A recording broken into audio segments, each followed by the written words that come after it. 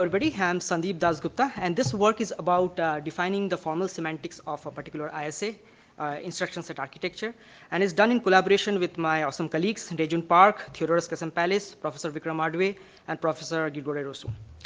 So I'll begin my presentation with a couple of scenarios where a formal ISA semantics is useful. As we know that it enables direct formal analysis of binary code. This is as opposed to source level analysis, which may not be possible all the time. For example, in the case of legacy software or in the case of malware analysis. Also, there are scenarios where it is not desirable to trust the compiler. So whatever analysis results we gather doing a source level analysis may not be applied faithfully to the binary code. Next, formal semantics, ISS semantics is also useful for checking the accuracy of the ISS specifications, which are often loosely specified in the reference manuals. So if we can derive faithful and operational semantics, formal semantics from the reference manual, then we can use validation testing against an implementation to check the accuracy of the reference manual or even the implementing hardware. And in fact, that is exactly what we have done in the paper, where we found a couple of bugs in the Intel reference manual. Also, we have seen uses of formal ISS semantics in compiler verification, like ComCert, KCaml, and also in translation validation of compiler backends, or also in program synthesis. So there has been a lot of impressive work in defining the semantics of different ISS. Here I have mentioned some of those. And the goal of my project is to define the formal semantics of a 64-bit version of the x86 ISA, which is undoubtedly one of the most complex ISAs and widely used in servers and desktops. As we all know that this ISA semantics is actually specified informally in thousands of pages in the Intel reference manual.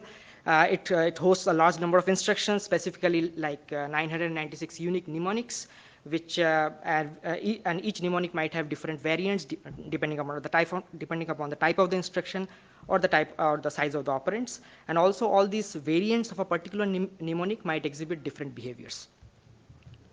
So let's have a look at some of the previous work in defining the semantics of this particular ISA. Now, all the previous work can be broadly classified into two categories. One, those produce direct semantics, and others which produce indirect semantics. By direct semantics, I mean specifying the semantics of this particular ISA directly using some formal specification language. Now, if you look at the projects in this category, the percentage of the user level instruction that they support is quite low, as evident from the numbers on the right. And also, there has been a huge drive in extracting the indirect semantics, and what they exactly do is they translate the x86 binary into some intermediate language and then define the semantics of that language, and that way they can have the semantics of x86 in terms of that intermediate language.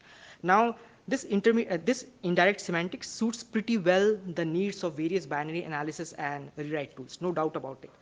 But having a direct semantics is also very useful. For example, without this direct semantics, we cannot validate this translation from x86 to any of these intermediate languages. At this point, I would like to spell out our contribution. So we defined the most complete and thoroughly tested formal semantics of the user level subset of x86-64 ISA, which is publicly available and in the GitHub location as shown.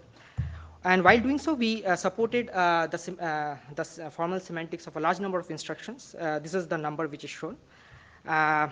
Also, we thoroughly tested our semantics by co-simulation against hardware, and for that we used around 7,000 input states and all the programs in the GCC torture tests. And also we found a couple of bugs in the Intel reference manual and other related projects. And also we demonstrated the applicability of our semantics using various formal analysis and reasoning setup. So let's have a look at the kind of instruction that we do support and the ones we don't. So roughly there are in total 3,736 instructions, and we cover around 3,155, which is depicted in the green box here. And this constitutes various categories like the general purpose instruction, floating point conversion operations, including the half precision floating point operations, fuse multiply add, advanced vector operation, and all variants of SSE. However, there are certain instructions like 581 in number which we don't support, and they include the deprecated ones like the x87 and the MMX instruction, which are now superseded by the SSE variants. And also we don't support the concurrency and system instructions and the cryptography operations. I would like to talk a bit about the formalism framework that we use to define the semantics. We use the K framework, which is a language semantic engineering framework. It is engineered by Professor Gigore Roshu. And what this framework takes as input is the syntax and the semantics of the language, and it will generate essentially for free some of the tools like the parser, interpreter, program verifier, symbolic execution engine, and equivalence checker. Now let me dive into the approach that we have taken to define the semantics. So in order to avoid duplicate work, we started with the Strata project. This project is published in 2016 in PLDI. So what Strata does is it generates the semantics of instruction using bit vector logic, and they use program synthesis for that. And all the instructions that Strata generates comprises 60% of the instruction that we wish to formalize. So we made several corrections over the strata semantics. Some of them are to formalize, for example, the auxiliary flag, also to formalize the implementation defined behavior.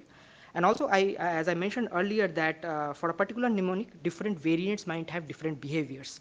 Now, the way strata it generates its semantics, that is, it takes the semantics of a register variant and generalizes it to memory or the immediate variant. Now, this generalization hypothesis, we validated this generalization hypothesis and found a couple of bugs, and that we have also fixed in the semantics. Once we have this augmented and corrected semantics, we did a couple of simplification. We wrote a couple of simplification rules to simplify the semantics even further. As an instance, for a particular instruction SHR XL, the bit vector logic formula that Strata generates consists of around 9,000 terms, and using our simplification rules, we can just simplify it to just 7 terms. And also, the way Strata generates its semantics might lead to formula blow up for certain kind of immediate instructions. We also took special care to mitigate that. So once we have the simplified semantics, we then feed this to an external script which will convert this strata semantics to K rewrite rules. The K rewrite rules is a way to define the semantics in K framework. And this translation, porting, we validated this porting using SMT checks. So we extracted the SMT formulas from the strata semantics as well as from the K semantics, and we checked them for equivalence. And for the rest of the 40% of the instructions in scope, we inspected the Intel manual and manually defined the semantics in K framework directly. And with that, we have this most complete formal semantics. Just a few statistics about the work. The first phase took around 3.5 man-months, and the second one took 2.5 man-months. And the entire semantics definition took 5,200 rewrite rules. Let's have a look at how our instruction coverage compared against other related work. So in the x-axis, we have a couple of projects which hosts direct semantics of this particular ISA. Ideal is a hypothetical baseline project which assumed to support all system and all user level instructions. On the y-axis, we have the percentage of instructions covered. The actual number of instructions are shown at the top of the ideal bar. On the extreme right, we have our work, and we support around 89% of user level instruction, which is pretty good as compared to other related work. However, we don't support the system level instructions, whereas there are work from Warren Hunt and Shilpi Goel's team. They define the semantics in HCL2 framework, and they do support a subset of system level instructions. As we have seen that we are short of the full 100% user level support by 11%.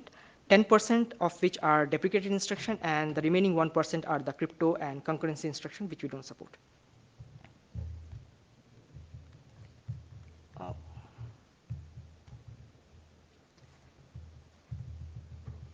So once we have the semantics, we validated our semantics using two approaches. The first approach is to compare against hardware. As I said, that what we are generating is the operation semantics. So we can execute a program written in x86-64 ISA and compare the output against hardware and look for a mismatch. The mismatch could refer to a bug in our semantics, which we can correct, and also it can refer to bugs in the reference manual.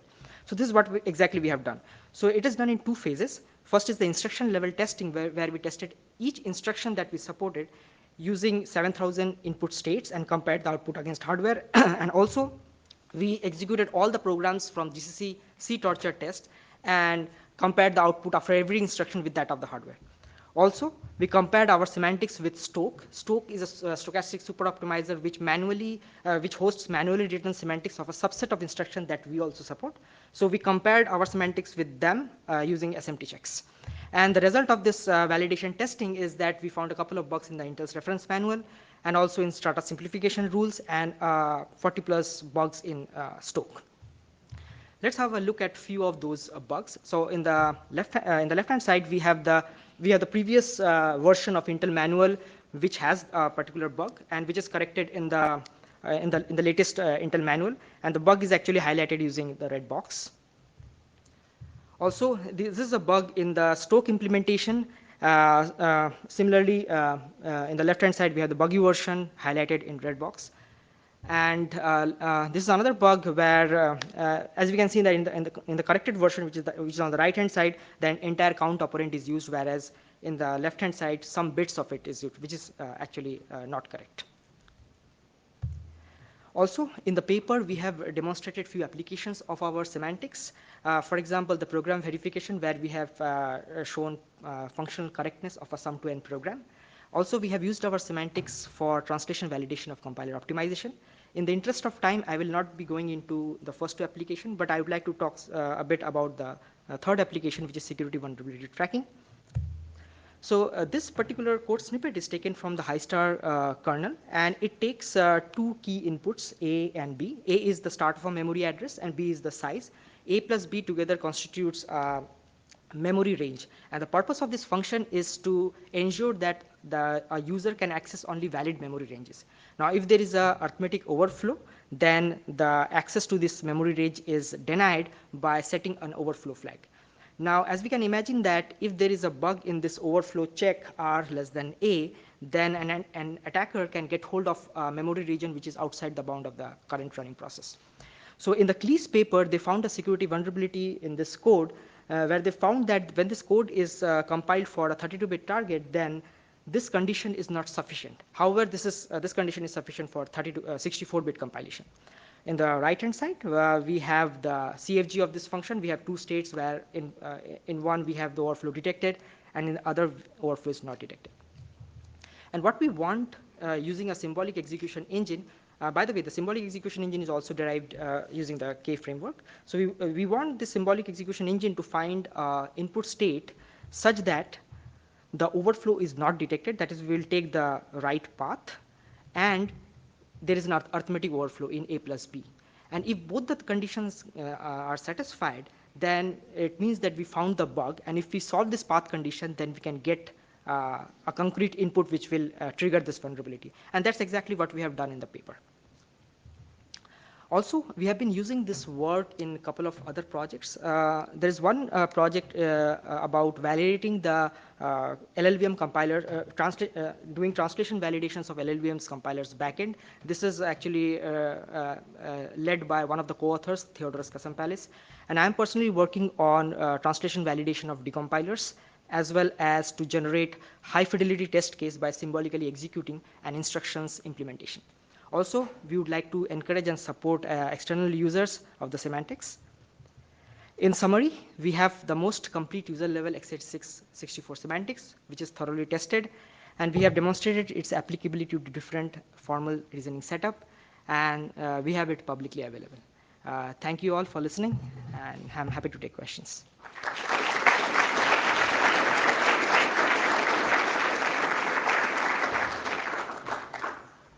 Rishi or Nikhil from BlueSpec. So I actually have a couple of questions depending on time. Okay, first question is, did you or somebody at Intel have opportunity to validate it against their internal validation suites, or were you doing it completely externally? Yeah, so the thing is, I had a chat with Mark Charney, and it seems that whatever test suites they have, they cannot make it public. So whatever test we have done is our own test suite. But they could use your tool inside Yes, Intel and tell you what the use, results they can are. use it, yeah. But they haven't done that yet. I don't think it has happened till now. Yeah, because if you look at Peter Sewell's work, they validated against ARM, inside ARM they have the similar situation. You can't release it outside, but inside ARM they've been able to. Yeah, that would be a good validation testing to have. Second question is in terms of just your choice of the K framework versus using Sail, for example, because it also has back-end program generators for simulation, for validation, and all that, and test generation and so on. I'm curious why you chose one over the other, or if you could compare one versus the other. I think Sail is could be a wonderful choice for this also. One of the reasons we chose K framework is that because it has been used to define the semantics of various general purpose languages like C, JavaScript, Java, and various blockchain languages. Now, the tools that they generate, they have high confidence in those tools, like all the formal analysis tools that they generate, and we get the in-house support of the K team. So these are some of the reasons that make us use this K framework. But I don't think it's pretty feasible to use the Sail framework as well. And they also support us very small fragment of x86, which is not in use right now, but they do support. Yeah. Another question I have is about speed. How fast, when you simulate, when you run your validation tests and so on, is it feasible to do large programs with that, or? So that's a good one. So the thing is, currently this interpreter is implemented using the interpreter that I used for running all the validation tests is implemented in Java, is using a Java backend. And I wouldn't say the performance is pretty good, but it is okay to validate, does all this validation testing. Also, there is a drive going on in K framework team where they are using both OCaml and Java backend. I think once this project is matured, I think the performance will be pretty much good. But right now, we are not claiming anything for the performance. I see. Because, for example, Sail is able to boot Yes. Linux within 10 minutes, Yeah. for example, both on Yeah. an ARM and RISC-V semantics. Yeah, I think with those backends, I think the performance will be good actually. Okay.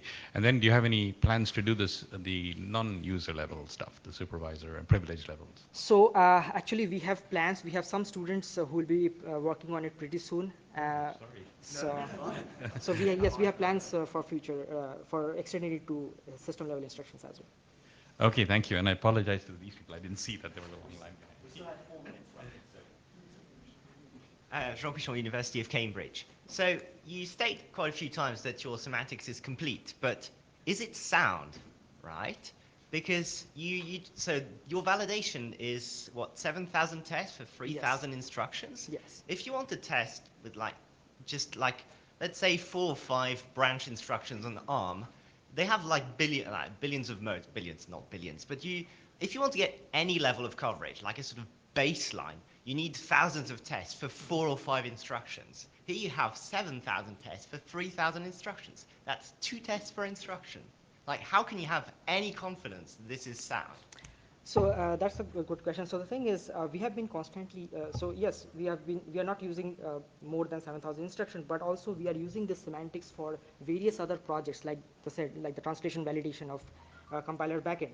And but compiler. So the other thing was use GCC torture, which is not really relevant, right? Because compilers typically target a very small subset of the ISA, generally a very small, very well understood, and presumably already formalized by the things that you base your formalization on. Yes, and that is one of the reasons we figured out that the entire GCC torture test covered around 33% of the instruction that we support. So that is one of the rest we dive into each instruction level testing, so as to just have the more coverage on each instruction. But we take that offline. Yeah, you go. I hopefully have very quick questions. So the first question is, you say you don't support concurrency instructions. Is that a limitation of the K framework, or the fact that you're using operational semantics? Or if you could handle them, how would you validate them? Because they manipulate processor internal state. That's hard to, it's not exposed. Yeah. To answer your first question, it's not a limitation of the K framework or the operational semantics that we are using. So the way we designed the memory model is actually plug and play. We can plug in the relaxed memory model from Peter Sewell's group as well. But that's not we are doing it right now, because that's not in our priority while we are doing this work. And what was your second question? Well, the second question is, how would you validate some of these things? Because the state they manipulate is internal to the processor. Mm-hmm. And you have co-simulation, which will probably not work. So I haven't given a thought about this thing, but So I think some of the previous work who are doing this relaxed memory work, they are also doing some kind of validation testing against some of the parallel programs. I think we can go in similar route, but I haven't given thought about it. Really cool work. I'm Charit from MIT. Have you, does this support AVX512 instructions? No, not yet. It's Okay. just a 256 version of Okay, the okay. AVX instructions. Gregory Price, Raytheon and Northeastern University. Have you taken your validated semantics and then tried to validate various emulators like QEMU or Symix to see if you could discover bugs using your validated semantics? Yeah, not yet, but one of the projects that we are working on is to use the semantics to generate test cases and to validate one of the simulators. So, but not the exact project that you are talking about, but this is quite possible, but we are not doing that. Okay, thank you. Let's thank the speaker once more. Thank you.